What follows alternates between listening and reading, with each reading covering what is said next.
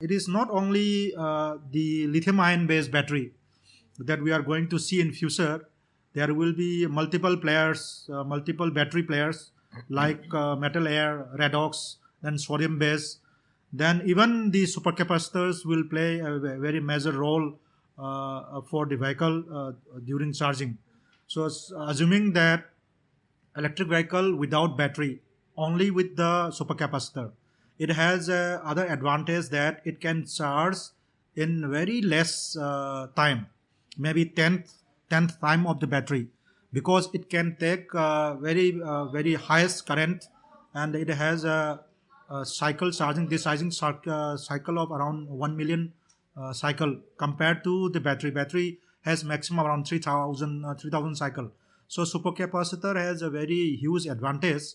And the some electric buses fitted with supercapacitor has been tested in China.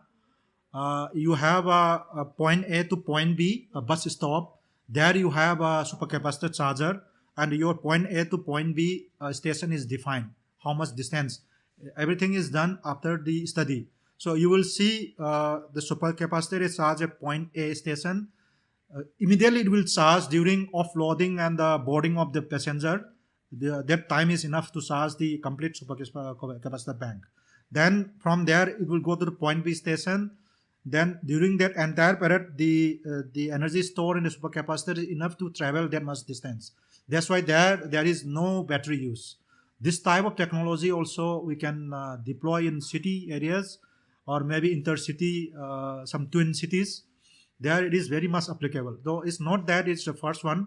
So only thing is that how fast we implement it to save fuels and not to have more carbon footprint.